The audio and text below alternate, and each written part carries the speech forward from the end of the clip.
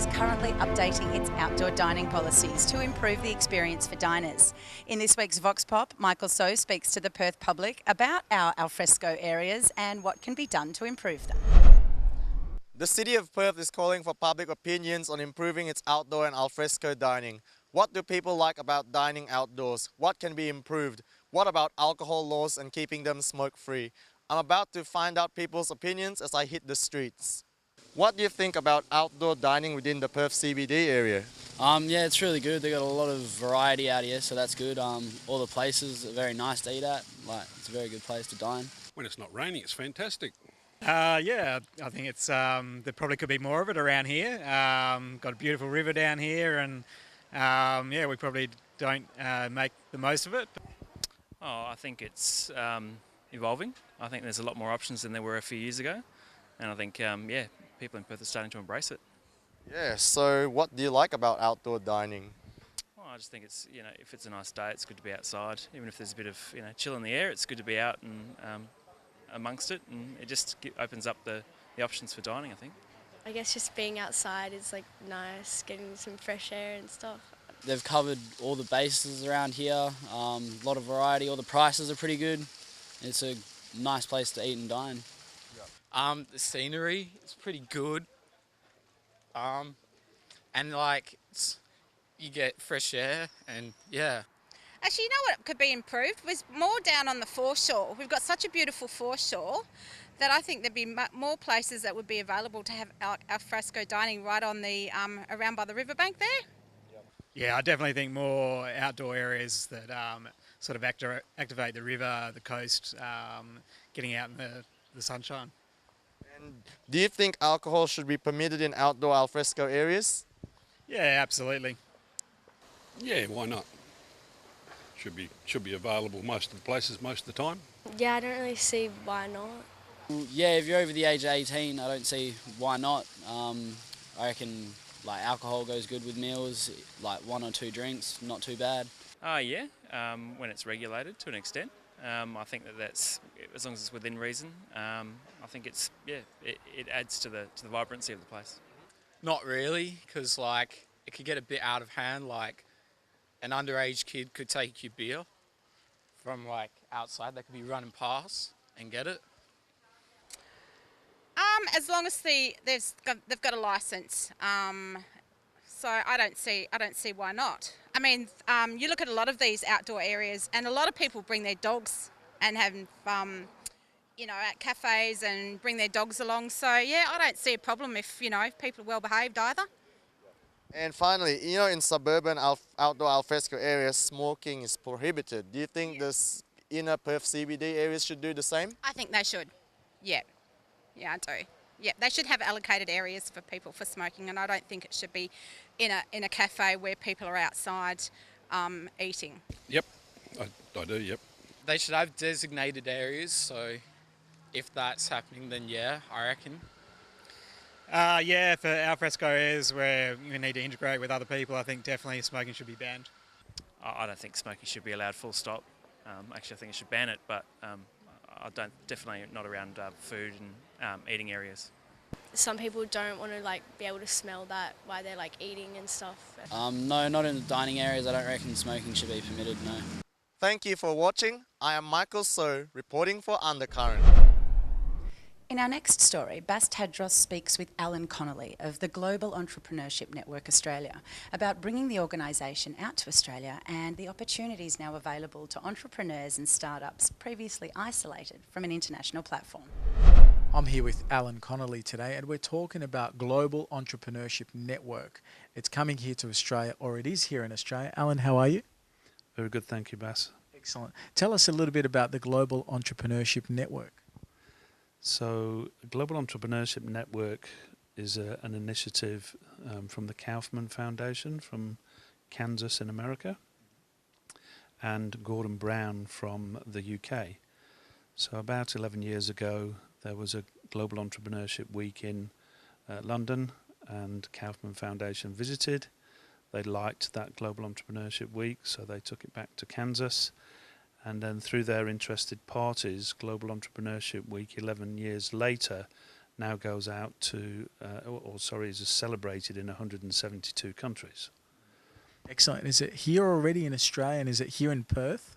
Startup Huddle is new to Australia. Perth is very fortunate to be the first state to roll out a Startup Huddle, and we have 2 on the go at the moment. So we have Startup Huddle Perth, which is kindly hosted at Tankstream Labs, and then we have Startup Huddle Fremantle, which is kindly hosted by ThinkLab co-working space. And it's recently come here to Perth, Alan. Yes, and that's the whole point, is that it's not very often that Western Australia gets the opportunity to be first. So it's a global organisation. It has around 10 million participants in its Global Entrepreneurship Week. It's a significant organisation, and we should be part of that organisation. Each year there is a congress. The congress last year was in Istanbul. Absolutely amazing. 6,000 attendees, 2,500 global delegates, and the outcome was that we now have ministers all around the world working on policy around entrepreneurship. It's been well documented now, and even here in Australia, that entrepreneurship is the way forward to ease some of our economic woes, evidenced by the fact that Queensland now has not a chief scientist, but a chief entrepreneur in Steve Baxter from Shark Tank. And South Australia have just appointed a chief entrepreneur too. So it won't be long before the rest of the states see the value in that, and they have chief entrepreneurs as well. Excellent. Tell us a little bit about the benefits to startups, to young entrepreneurs here in Perth, in WA. What can they expect by coming to a Startup Huddle? So we had a form of Startup Huddle today in the city of Joondalup that was attended by some of their economic development team. The manager of the research unit, Darren, was there from ECU. The initiatives, they're in the community. We're unaware of them because they keep their heads pretty low. They may not be involved in an incubator or an accelerator, or they may not come into the city. But by holding that Startup Huddle today, they came out and they told their story. And everybody who attended absolutely applauded. It sounds like a great initiative. Al, what would you say to encourage people to connect or to assist or to volunteer or to be part of this initiative, part of Gen Australia? The whole point now is that we have to take responsibility for all of our own actions. We can't just look at government and say that they've got all the solutions. They haven't. What a community needs, how entrepreneurship in that community can have a real benefit, how it can create jobs, how it can create opportunity.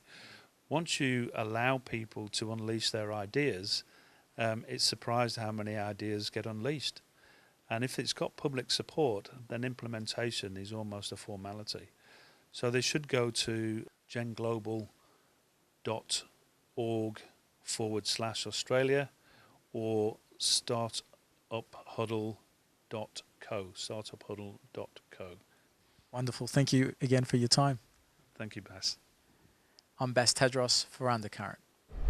Dedicated math whizzes are being sent to Amsterdam next year to participate in the Abacus Maths exam. Annabelle Panardi found out more about Abacus Maths, the CMAS Academy, and what they're doing to make kids of all ages proud of their math ability. CMAS is an educational program for children to tackle mathematic equations in a fun and supportive environment. Originally from Japan, it has been implemented in Australia and has turned out to be very popular amongst parents and children alike. This afternoon, we're lucky enough to speak to Carleen, the director of CMAS Australia, to hear a little bit more about it. Firstly, Carleen, can you tell me a little bit about CMAS and actually what it stands for? Yes, so CMAS is a Sorbonne education and mental arithmetic system. So we teach children a visual way of doing maths and doing mental calculations faster and quicker. So when they get to school, the mental calculations is quicker for them and easier. Can you tell me a little bit about the origins of CMAS? Yes, sure. The CMAS started in 2013 when we decided to start it here in Perth. We were just looking for something different, something that's not school math particularly, something that can be for everybody, you know. So my mum actually found this program, and we travel to different countries because this is originated in Japan. So we're using the Japanese soroban, which is the Japanese abacus, and yes, we travel to different countries and see what their curriculum looks like with Australian curriculum, and we just combined it and brought it here. And how does it actually differ from the regular Australian curriculum for maths children? So our program does not interfere with school curriculum, and we do not replace the school curriculum. Now, Danny, tell me how long you've been with CMAS for and how it's been so far. I've been here for over 2 years. It's been fantastic. I started out as just sort of typing up books, and then Colleen started bringing me into classes, and it's been really good because I work with kids as young as 2.5 sometimes, up until the age of 13, and then I teach them that, and then every new milestone is an achievement for them, but also for me because I get to experience that with them. And what's it been like, I guess, watching them, as you slightly said, grow with you and actually following their academic progress? How do you see them sort of adapt to the curriculum and the different style of CMAS? I think CMAS is actually really helpful for kids because a lot of them, they're good with numbers and with maths and thinking, but then after being with CMAS for a while, after learning the rules for CMAS, when they go to schools, their teachers see a change in them because they actually end up being top of the class because they think ahead of everyone else. They have better confidence with just speaking with class with numbers, and their time management skills just skyrocket, so their work is always done a lot faster than everyone else. So once everyone comes in, we sit down, we do speed writing, so I give them skip counting or a sequence of numbers that they have to then copy out, and then they have a time of 1 minute where they have to write as many lines of the numbers as they can. Then we do finger practice, so that's just practicing on the abacus 1 to 9. And then we do a small brain gym warm-up game, so that's just to get them relaxed and to get them warmed up if they're cold and just get them ready for work. Then we do a little bit of work in their books, and I teach them then rules if they have any, or they do tests. And then after that we do a small game, and then it's sticker, lolly or high fives, however they like, and they all get to ask questions or say what's on their minds, and then they all go home. Gemma, can you tell me your favourite kind of maths you like to do? Division. Why do you like division? It sometimes can be a bit complicated. And what do you love most about coming here after school to see maths? You can be competitive. And are you really competitive? Yeah. Yeah. Do you want to be number one? Yeah. And whereabouts are you now? Not sure. You're not sure, you can keep trying. And what do you want to do next year? Do you want to be a mathematician when you're older? I want to be famous. You want to be famous? Want to be famous because of maths? Yeah. Yeah. Perfect. Thank you, Gemma. Now, Isaac, tell me what you love most about maths. I like times tables and division. Those are my two favourite subjects. Okay. And I heard you actually won the national competition. Tell me about that. Well, it was a really hard test. I got 98.3 correct. And you're going away, I understand, to Amsterdam. Is that correct for an exam? Have you been preparing a lot? Yeah. Do you think you can do it? Yeah. I think you can too. And what are the future goals for CMAS? Are you looking to expand Australia-wide, or what's the goal? Yes, definitely. We're looking into expanding to just the major cities for now. And how can parents and kids watching this that want to get involved, how can they actually get involved with your program?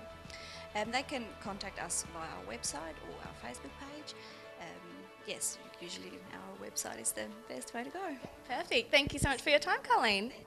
Thank you for watching. I'm Annabelle Pinardi reporting for Undercurrent. That's all we have time for on this week's episode of Undercurrent. Don't forget to download the WTV Your View app as soon as you can. It means you can catch up on all of your favourite episodes whenever you like. We've loved having your company, and we're looking forward to seeing you again next week. Take care.